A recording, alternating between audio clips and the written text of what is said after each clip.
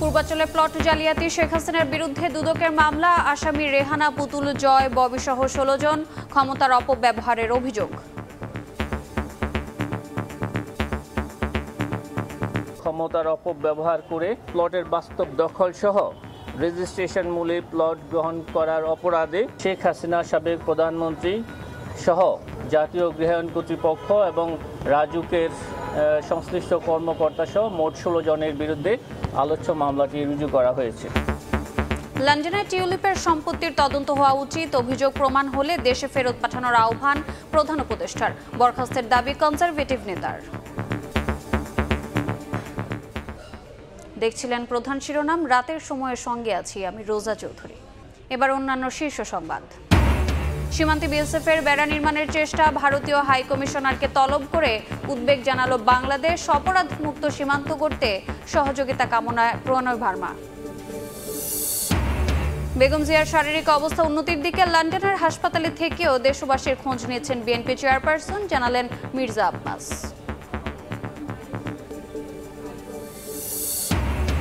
আগে জাতীয় নির্বাচন করার পক্ষে ইসি, একসঙ্গে স্থানীয় ভোট করা বাস্তবসম্মত নয়, কমিশন সভায় মত, স্বরাষ্ট্র থেকে এনআইডি ফেরাতে চিঠি দেওয়ার সিদ্ধান্ত।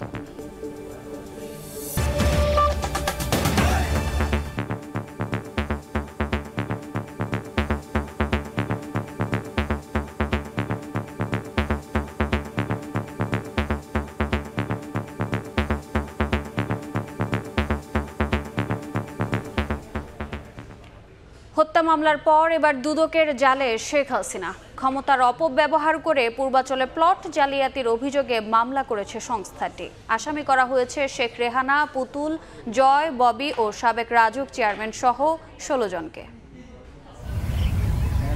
ক্ষমতার অপব্যবহার করে অনিয়ম ও দুর্নীতির মাধ্যমে পূর্বাঞ্চল নতুন শহরে প্রকল্পে 10 কাঠা করে 6টি প্লট বরাদ্দ নেন সাবেক প্রধানমন্ত্রী শেখ হাসিনা ও তার পরিবারের সদস্যরা। এমন অভিযোগে গেল 26শে ডিসেম্বর শেখ হাসিনা, তার ছেলে সজীব ওয়াজেদ জয়, মেয়ে সাইমা ওয়াজেদ পুতুল, ছোট বোন শেখ রেহানা, রেহানার ছেলে রেদওয়ান মুজিব সিদ্দিকী ববি এবং রেহানার মেয়ে আজমিনা সিদ্দিকীর বিরুদ্ধে অনুসন্ধানের নামে দুদক।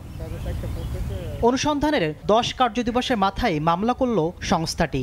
বিধি অনুযায়ী রাজধানীতে কারোর নামে বাড়ি বা প্লট থাকলে তার রাজুকের প্লট পাওয়ার কথা নয়, কিন্তু পুতুলের নামে ধানমন্ডি ও গুলশানে প্লট থাকার পরও নিয়মে তোয়াক্কা না করেই পূর্বাঞ্চলে 10 কাঠার প্লট বরাদ্দ দেয় রাজুক। ক্ষমতার অপব্যবহার করে আইনসম্মত পারিশ্রমিক না হওয়া সত্ত্বেও, আইন মতে বরাদ্দ পাওয়ার যোগ্য না হওয়া সত্ত্বেও পরস্পর যোগসাজশে পূর্বাঞ্চল আবাসন প্রকল্পের 27 নং সেক্টরের 203 নং রাস্তার প্লট নং 1017 অভিযোগ সংশ্লিষ্ট জনাব সাইমা ওয়াজেদের নামে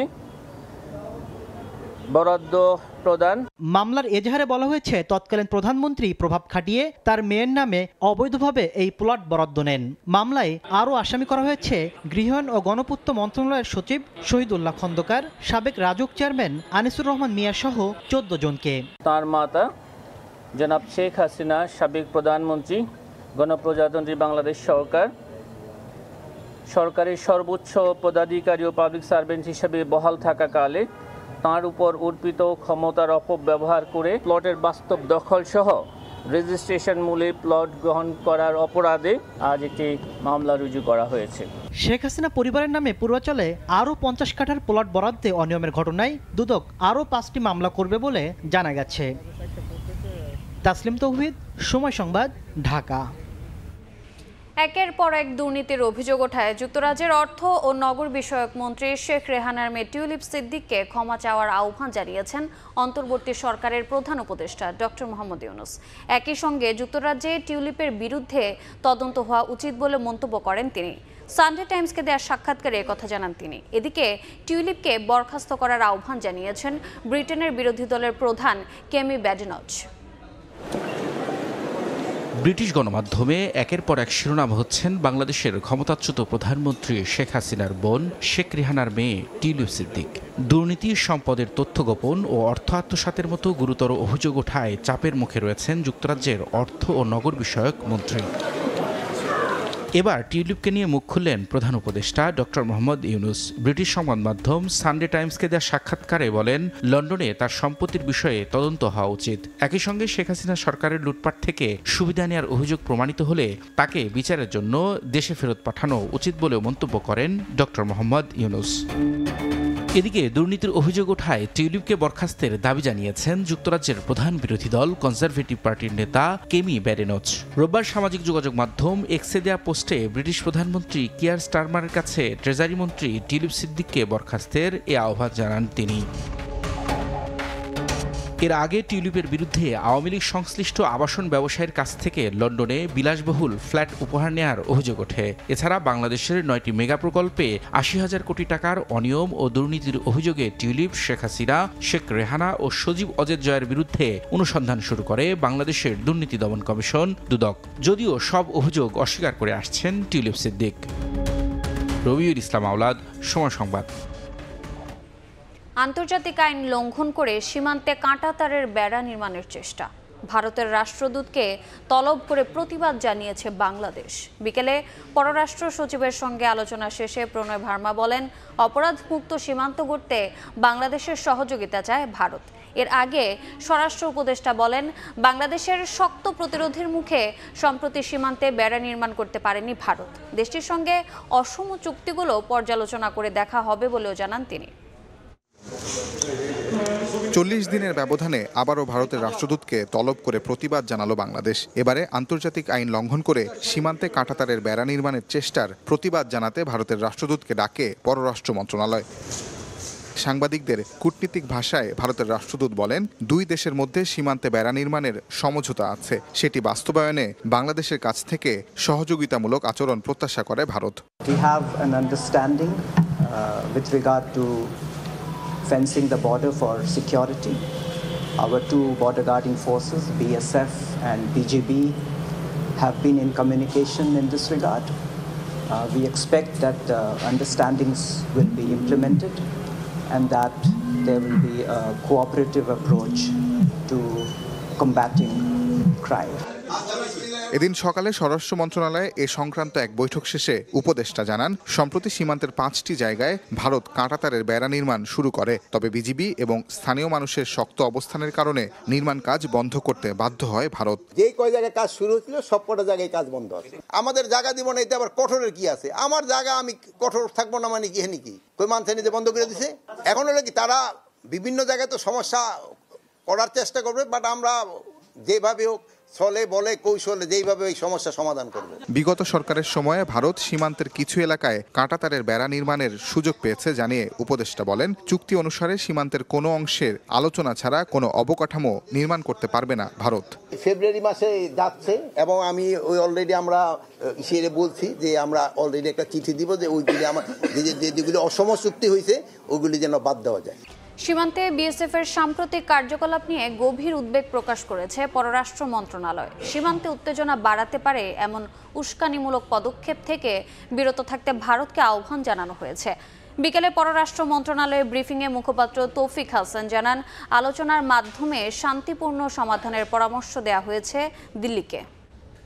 সুনামগঞ্জে বিএসএফ কর্তৃক সম্প্রতি একজন বাংলাদেশি নাগরিকের হত্যার বিষয়টি উল্লেখ করে পররাষ্ট্র সচিব সীমান্তে হত্যার পুনরাবৃত্তি নিয়ে গভীর উদ্বেগ এবং হতাশা প্রকাশ করেন এবং ভারতীয় কর্তৃপক্ষকে এই ধরনের ঘটনার পুনরাবৃত্তি বন্ধ করতে এবং এই সমস্ত সীমান্ত হত্যাকাণ্ডের তদন্ত পরিচালনা এবং দোষীদের বিরুদ্ধে ব্যবস্থা নেওয়ার আহ্বান জানান। তিনি আরও উল্লেখ করেন যে এটি একটি গুরুতর উদ্বেগের বিষয় যে ভারতীয় কর্তৃপক্ষ বারবার প্রাণঘাতী কৌশল এবং হত্যা বন্ধ করার দৃঢ় প্রতিশ্রুতি দেওয়ার পরেও এই ধরনের হত্যাকাণ্ড অব্যাহত রয়েছে। ৭৫-এর নীতিমালা মেনে চললেই এড়ানো যায় সীমান্ত উত্তেজনা। বাংলাদেশের তা মনে করিয়ে দেয়া উচিত ভারতকে, এমনটাই বলছেন আন্তর্জাতিক সম্পর্ক বিশ্লেষকরা। বিএসএফ এর বেড়া নির্মাণ ঘিরে দুই দেশের সীমান্তের মানুষের মধ্যে অপ্রীতিকর পরিস্থিতি এড়াতে বাড়তি সতর্কতার পরামর্শ তাদের। ভারসাম্যপূর্ণ সম্পর্কের জন্য পরিবর্তিত বাস্তবতা মেনেই ভারতের বাংলাদেশ নীতি ঢেলে সাজানো প্রয়োজন বলেও মত বিশ্লেষকের। একটু জনগণ সম্পৃক্ত হয়ে যাচ্ছে, কাজে এর মধ্যে ভোলেটিলিটিটা বেড়ে গেছে, মানে এখন এটা হাতের বাইরে চলে যাওয়ার একটা আশঙ্কা তৈরি হয়েছে ও সে কারণে একটু বাড়তি সতর্কতার দরকার। ক্ষোভটার যে ভিত্তিটা সেটা যদি না বুঝতে পারে তাহলে তো এই ক্ষোভটা বাড়বেই, এবং এই ক্ষোভটাকে অনেকেই অনেক দল উপদল রাজনৈতিকভাবে ব্যবহারও করবে। বিশ্লেষকরা মনে করেন দুই দেশের স্বাভাবিক ও ভারসাম্যপূর্ণ সম্পর্কের জন্য বাংলাদেশের পরিবর্তিত বাস্তবতাকে বিবেচনায় নিতে হবে ভারতকে। দুই দেশের স্বার্থে সম্পর্ককে যত দ্রুত স্বাভাবিক করা যায় ততই আমাদের জন্য মঙ্গল। একটা ভারসাম্য নিয়ে আসতে পারবে দুই দেশের, যে হ্যাঁ দুই দেশেই লাভ হচ্ছে, তখন আমার মনে হয় না আজকের যে সমালোচনা সেটা থাকবে। বিশ্লেষকরা বলছেন সম্পর্কের ক্ষেত্রে একপাক্ষিক নয়, ন্যায্যতার ভিত্তিতে দেখতে হবে উভয় পক্ষের স্বার্থই। দুই সাইডের যদি লাভ না হয় তাহলে কিন্তু ওই চুক্তি থাকে না। ফারুক ভিয়া, রবিন, সময় সংবাদ, ঢাকা। সেই জায়গায় যদি আমরা বিএনপি চেয়ারপারসন বেগম খালেদা জিয়ার শারীরিক অবস্থা উন্নতির দিকে। লন্ডন ক্লিনিকে চলছে স্বাস্থ্য পরীক্ষা। হাসপাতালে থেকেও তিনি দেশবাসীর খোঁজ খবর নিয়েছেন। শনিবার সন্ধ্যায় হাসপাতালে বেগম খালেদা জিয়ার সঙ্গে সাক্ষাৎ শেষে দলের স্থায়ী কমিটির সদস্য মির্জা আব্বাস একথা জানান। এ সময় তারেক রহমান উপস্থিত থাকলেও রাজনৈতিক কোনো আলোচনা হয়নি বলে জানান তিনি। লন্ডন থেকে শোয়েব কবিরের রিপোর্ট। লন্ডন সময় শনিবার সন্ধ্যায় বিএনপি চেয়ারপারসন বেগম খালেদা জিয়াকে দেখতে দ্য লন্ডন ক্লিনিকে যান দলের স্থায়ী কমিটির সদস্য মির্জা আব্বাস ও তার স্ত্রী আফরোজা আব্বাস। এ সময় খালেদা জিয়া তাদের কাছে দেশবাসীর খোঁজ খবর জানতে চান। মির্জা আব্বাস বলেন উনি এখন ভালো আছেন, তার পরীক্ষা নিরীক্ষা চলছে। বেসিক্যালি ম্যাডাম তো আছে গত 17 বছর আর 18 বছর তো কোনো ট্রিটমেন্ট পান নাই, তো এতে উনি আগে যদি ট্রিটমেন্ট পেতেন তাহলে হয়তো আরও অনেক ভালো হতো। এক্ষুনি সরকার একটা ম্যাডাম এক কথায় বলতে আমি বলতে পারি যে ম্যাডামকে খুব অসময়ে অসুস্থ করে ফেলেছে। একটা মানুষ যতটুকু সুস্থ থাকা দরকার ওনাকে সুস্থ থাকতে দেওয়া হয় না ইচ্ছাকৃত। জাতীয়তাবাদী মহিলা দলের সভাপতি আফরোজা আব্বাস বলেন দেশের বর্তমান অবস্থা জানার পাশাপাশি মহিলা দলের খবর নিয়েছেন বেগম খালেদা জিয়া। কেমন আছো, নাতি নাতনি ছেলেমেয়েরা কেমন আছে, তারপর দেশের অবস্থা কি, সবাই কেমন আছে, মহিলা দলের সবাই কেমন, সবার কথা জিজ্ঞেস করেছেন। কোনো রাজনৈতিক আলোচনা না, বাট সবার কথা জিজ্ঞেস করেছেন কেমন আছেন এবং দেশের কথা জিজ্ঞেস করেছেন। শুক্রবার বেগম খালেদা জিয়া ও তারেক রহমানের সঙ্গে সাক্ষাৎ করার জন্য লন্ডন আসেন এই দম্পতি। সাক্ষাৎকালে চেয়ারপারসনের উপদেষ্টা ও যুক্তরাজ্য বিএনপি সভাপতি এম এ মালেক ও সাধারণ সম্পাদক কয়সর এম আহমেদ উপস্থিত ছিলেন। শোয়েব কবির, সময় সংবাদ, লন্ডন। অগণতান্ত্রিক সরকারের অধীনে দেশ বেশি দিন চলতে পারে না উল্লেখ করে এ বছরই নির্বাচন দেওয়ার দাবি জানিয়েছেন বিএনপির স্থায়ী কমিটির সদস্য আমির খসরু মাহমুদ চৌধুরী। বিকালে মির্জা ফখরুল ইসলাম আলমগীর সহ দলটির জ্যেষ্ঠ নেতাদের সঙ্গে ইউরোপীয় ইউনিয়নের রাষ্ট্রদূত মাইকেল মিলারের সৌজন্য সাক্ষাৎ শেষে তিনি একথা বলেন। খসরু জানান বৈঠকে সংস্কার, নির্বাচনের রোডম্যাপ ও অর্থনৈতিক সম্পর্ক নিয়ে আলোচনা হয়েছে। নির্বাচনে গুরুত্ব দিয়েছে বিএনপি। আপাতত নির্বাচনের পর বাকি সংস্কার নির্বাচনের পর সংসদে আলোচনার মাধ্যমে করার কথা জানান খসরু। অর্থনৈতিক পরিস্থিতি নিয়ে বিএনপির ভাবনা জানতে চেয়েছেন ইউ রাষ্ট্রদূত। জবাবে নির্বাচনের মাধ্যমে সরকার গঠন করলে এই সরকারের উদ্যোগের ধারাবাহিকতা ধরে রাখা এবং বিনিয়োগকারীদের পাশে থাকার প্রতিশ্রুতি দেন নেতারা। রিফর্মস, যে সংস্কারগুলোর ব্যাপারে যে আলাপ আলোচনা হচ্ছে, সেই রিফর্মসের ব্যাপারে আমাদের ভাবনা কি। তো মূলত নির্বাচনের রোডম্যাপ এই প্রশ্নটা নিয়ে আলোচনা হয়েছে। এটা নির্বাচন ব্যতীত এই সমস্যা থেকে বের হওয়ার কোনো উপায় নেই, এটা তার বলার অপেক্ষা রাখে না। সেটা অনুধাবন করছে বলেই তো এটা আলোচনায় বারবার আসছে। জাতীয় নির্বাচন আয়োজনে মনোযোগ নির্বাচন কমিশনের। জাতীয় ও স্থানীয় সরকারের ভোট একসঙ্গে করা বাস্তবসম্মত নয়, এমনকি একই দিনে সব স্থানীয় সরকার নির্বাচন করাও সম্ভব নয়। জাতীয় নির্বাচনকে বাধাগ্রস্ত করে এমন কোনো সিদ্ধান্ত নেওয়াও সরকারের যুক্তিযুক্ত হবে না। দুপুরে কমিশন সভায় উঠে আসে এসব মতামত। জাতীয় নির্বাচন নাকি স্থানীয় সরকার নির্বাচন, কোনটি আগে অনুষ্ঠিত হবে এ নিয়েই চলছে আলোচনা। এর মধ্যেই রোববার কমিশন সভা শেষে সংবাদ সম্মেলনে কমিশনার আবুল ফজল মোহাম্মদ সানাউল্লাহ বলেন, জাতীয় নির্বাচন আয়োজনই মূল লক্ষ্য ইসির। জাতীয় ও স্থানীয় সরকারের ভোট একসঙ্গে করা বাস্তবসম্মত নয় বলেও মনে করছে কমিশন। এটা আসলে বাস্তবসম্মত প্রস্তাব নয়, এটা সম্ভব নয়। সকল নির্বাচন একসাথে করাও সম্ভব নয়, আবার সকল স্থানীয় সরকার নির্বাচন একসাথে করা সম্ভব নয়। সামগ্রিক ফোকাস হচ্ছে জাতীয় নির্বাচন। কমিশন জাতীয় নির্বাচনের দিকে করছে এবং জাতীয় নির্বাচনের প্রস্তুতি থাকলে অপরাপর সকল প্রস্তুতি সম্পন্ন হয়ে যায়। জাতীয় নির্বাচন করতে হলে তার আগে কিন্তু আমাদেরকে একটা রিঅ্যাকশন টাইম দিতে হবে। তখন এমন কোনো ইভেন্ট আসা ঠিক হবে না যেটা জাতীয় নির্বাচনকে আপনার ব্যাহত করে। কমিশনার আরও বলেন, এনআইডি অনুবিভাগ স্বরাষ্ট্রে সরিয়ে নেওয়া কমিশনের সাংবিধানিক দায়িত্বের সঙ্গে সাংঘর্ষিক। সংবিধান আমাদেরকে বলে দিয়েছে যে নির্বাচন কমিশন ভোটার তালিকা প্রস্তুত, নির্দেশ এবং নিয়ন্ত্রণের দায়িত্ব নির্বাচন কমিশনের। 2007 সাল থেকে নির্বাচন কমিশন নিজে এটা ডেভেলপ করেছে। এই ডাটাবেস থেকে দুটো জিনিস এখন প্রডিউস হয়, একটা হচ্ছে ভোটার তালিকা আর একটা হচ্ছে এনআইডি। এবং শুধু এই ডাটাবেজের উপর ভিত্তি করে শুধুমাত্র প্রিন্ট করার জন্য এনআইডিটা আরেকখানে যাওয়াটার আমরা যৌক্তিক মনে করি না।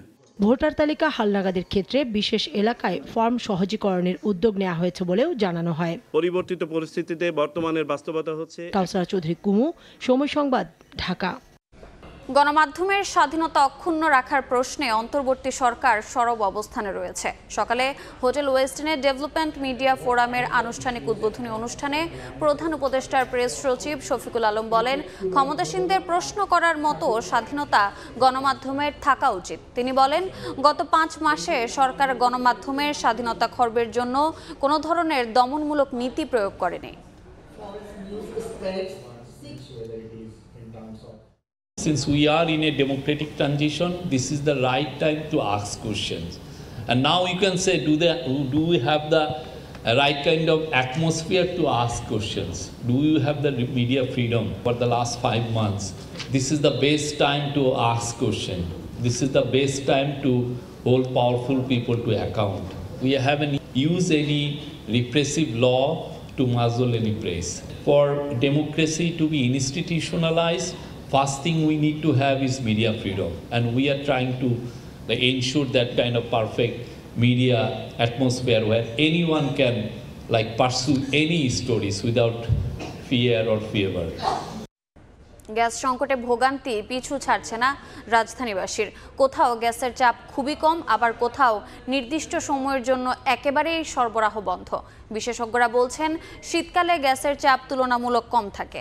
পেট্রোবাংলার প্রেস বিজ্ঞপ্তি অনুযায়ী মেরামত ও রক্ষণাবেক্ষণ কাজের জন্য সোমবার দুপুর পর্যন্ত গ্যাসের চাপ কম থাকবে। চুলার নিভু নিভু আগুনে ভর্তা তৈরির জন্য বেগুন পোড়াচ্ছেন মগবাজারের এক গৃহিণী। ভাত তরকারি রান্নার জন্য গ্যাসের পর্যাপ্ত চাপ না থাকায় শুধু বেগুন ভর্তাকেই বেছে নিয়েছেন দুপুরের খাবার হিসেবে। গ্যাস সংকটের এই চিত্র আশপাশের মিরবাগ, রামপুরা, কাঁঠালবাগান সহ বিভিন্ন এলাকার বাসাবাড়ির মানুষের। কোথাও কোথাও স্বল্প গ্যাস থাকলেও ভাত রান্না করতেই সময় লাগে 2.5 থেকে 3 ঘন্টা। রান্না বাড়া করা খাওয়া খুবই অবস্থা, মনে করেন যে আমাদের নাজেহাল। গ্যাস থাকি না বলতে, একজনের রান্না একজনের রান্তারি না, তাই কাজে এলাকা ছিল হেরেন দেখানো লাগে। সারাদিনেও গ্যাস থাকে না, রাত 12টা বাজে 2 ঘন্টা লাগে রান্ধনে। জ্বালানি বিশেষজ্ঞরা জানান, দেশে পর্যাপ্ত গ্যাস উৎপাদন না থাকার পাশাপাশি শীতকালীন গ্যাস তরল হয়ে যাওয়ায় গ্যাসের চাপ কমে যায়। গ্যাস সংকট নিরসনে নতুন নতুন ক্ষেত্র অনুসন্ধানের প্রতি গুরুত্ব দিলেন এই জ্বালানি বিশেষজ্ঞ। কনডেন্সেট একটা জিনিস যেটা নাকি আপনার গ্যাসের সাথে গ্যাসীয় অবস্থায় থাকে, কিন্তু ওটা টেম্পারেচারের ভ্যারিয়েশনের কারণে আবার লিকুইড হয়ে যেতে পারে। তো সেই কারণে ওই শীতকালে কনডেন্সেট জমে যায়। তো এই কারণে গ্যাসের যে আপনার ফ্লোটা এটা বাধাগ্রস্ত হয়। বাংলাদেশে তো যথেষ্ট পরিমাণ গ্যাস প্রবণ, এখানে অনুসন্ধান কাজ অনেক যদি চালানো হয় তাহলে গ্যাসের স্বল্পতা হওয়ার কথা না। বৃহস্পতিবার বাংলাদেশ তেল, গ্যাস ও খনিজ সম্পদ কর্পোরেশন পেট্রোবাংলার পক্ষ থেকে জানানো হয়, মেরামত ও রক্ষণাবেক্ষণ কাজের জন্য শুক্রবার দুপুর 12টা থেকে 72 ঘন্টা পর্যন্ত কোনো কোনো এলাকায় গ্যাসের চাপ কম থাকবে। সাদিকুর রহমান, সময় সংবাদ, ঢাকা। চড়া সুদহার ও জ্বালানি সংকটের মাঝে আবারও গ্যাসের দাম দ্বিগুণ বাড়ানোর প্রস্তাবে কপালে দুশ্চিন্তার ভাঁজ ব্যবসায়ীদের। দুপুরে বাংলাদেশ ব্যাংকের গভর্নরের সঙ্গে দেখা করে জানালেন, ব্যবসার পরিবেশ না থাকায় তারা কার্যক্রম গুটিয়ে নিতে চান। এজন্য এক্সিট পলিসি করে দেওয়ার জন্য গভর্নরকে অনুরোধ করেছেন। পরে সাংবাদিকদের ব্যবসায়ী নেতারা বলেন, এপ্রিলে খেলাপি ঋণের নতুন নিয়ম চালু হলে অনেক প্রতিষ্ঠান বন্ধ হয়ে যেতে পারে। গণ অভ্যুত্থানের মধ্য দিয়ে রাজনৈতিক পরিবর্তন আসলেও বিনিয়োগ বান্ধব পরিবেশের উদ্যোগ এখনো দেখছেন না ব্যবসায়ীরা। উল্টো মূল্যস্ফীতি নিয়ন্ত্রণে উচ্চ সুদ তাদের জন্য বড় বাধা হয়েছে। আবার চলমান জ্বালানি সংকটের মাঝে গ্যাসের দাম দ্বিগুণ বাড়ানোর প্রস্তাব আছে। ডলার সংকট ও বেতন ভাতা বাড়ানোর চাপ। এমন পরিস্থিতিতে বাংলাদেশ চেম্বার অব ইন্ডাস্ট্রির 13 সদস্যের একটি প্রতিনিধি দল রোববার বাংলাদেশ ব্যাংকের গভর্নরের সঙ্গে দেখা করেন। ইচ্ছাকৃত ঋণ খেলাপিদের দায় তারা নিবেন না বলে সাফ জানিয়ে দেন। এক্সিট পলিসি এটা আপনি আমাদেরকে করে দেন, কারণ এই জেলে যাওয়ার থেকে বরং একটা এক্সিট পলিসি করলে অন্তত মান সম্মান নিয়ে যারা ব্যবসা করতে পারতেছিল তারা আমরা ফেরত দিতে পারি। ব্যবসায়ী প্রতিনিধির সঙ্গে ছিলেন তৈরি পোশাক শিল্প মালিকদের সংগঠন বিজিএমই এর প্রশাসকও। সংগঠনটির পক্ষ থেকে ঋণপত্র বা এলসি খোলার জটিলতা দূর করা ও সুদ হার কমানোর দাবি জানানো হয়। এবং কোয়ালিটি দেখে ওনারা যেগুলো সাস্টেন করার মতো সেগুলো সাপোর্ট দিবেন, এক্সিট পলিসি সেই জিনিসটা রিফ্লেক্ট করবে, আর যেগুলো সাস্টেন করবে না, ভায়াবল থাকবে না, আলটিমেটলি সেটা কিন্তু আর সাপোর্ট দিয়ে লাভ নেই। ব্যাংক সংস্কার কমিটিতে ব্যবসায়ীদের অন্তর্ভুক্তি এবং কৃষি প্রক্রিয়াজাত শিল্পকে গুরুত্ব দিয়ে সরবরাহ ব্যবস্থা ঠিক রাখতে কেন্দ্রীয় ব্যাংকের সহযোগিতাও চেয়েছেন ব্যবসায়ী নেতারা। সাইফুল ইসলাম, সময় সংবাদ, ঢাকা। দেশে একজনের শরীরে শনাক্ত হয়েছে এইচএমপি ভাইরাস। এই তথ্য নিশ্চিত করেছেন আইসিডিডিআর এর ভাইরোলজি বিভাগের প্রধান ডাক্তার আহমেদ নৌশের আলম। আইসিডিডিআর সূত্রে জানা যায়, এইচএমপিভি শনাক্ত হওয়া ব্যক্তি একজন নারী এবং তার বাড়ি কিশোরগঞ্জের ভৈরবে। তিনি এইচএমপিভিতে আক্রান্তের পাশাপাশি ক্লেবসিওলা নিউমোনিয়াতেও আক্রান্ত। রাজধানীর একটি হাসপাতালে চিকিৎসাধীন ওই নারী। তবে এইচএমপিভি বাংলাদেশে অনেক আগে থেকেই আছে জানিয়ে নতুন করে আতঙ্কিত হওয়ার কিছু নেই বলে জানিয়েছে আইসিডিডিআর। এর আগে চলতি জানুয়ারির শুরুতে চীনে প্রথম এইচএমপিভির সংক্রমণ ধরা পড়ে। এরপর জাপান সহ ভাইরাসটি ছড়িয়ে পড়ে মালয়েশিয়া ও ভারতে। ইনফ্লুয়েঞ্জা ধাঁচের এই ভাইরাসে এরই মধ্যে আক্রান্ত হয়েছেন অনেকেই।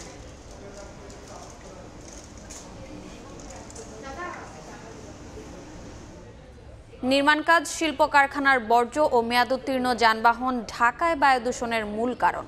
ঢাকা বিশ্ববিদ্যালয়ের সেমিনারে এ তথ্য উঠে এসেছে।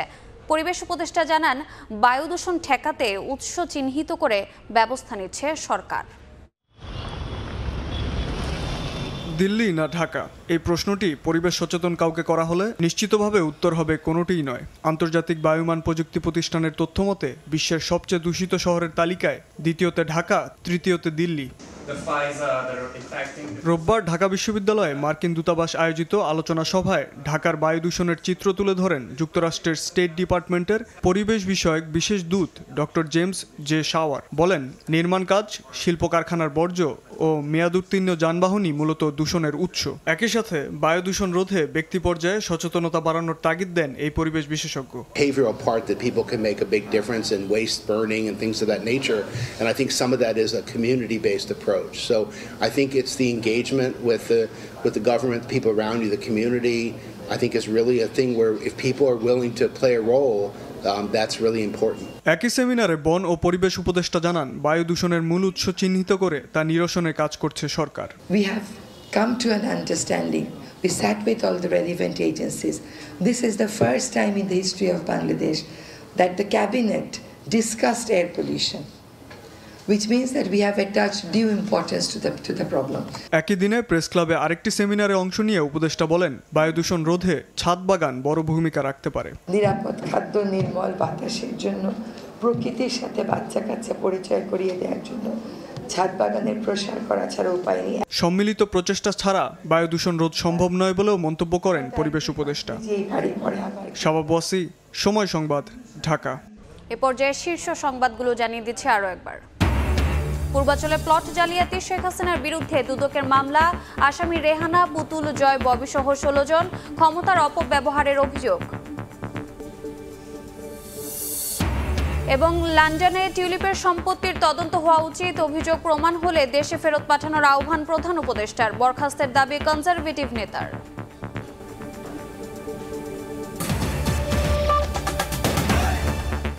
এ ছিল রাতের সময়ের, সঙ্গে থাকুন সময়ের।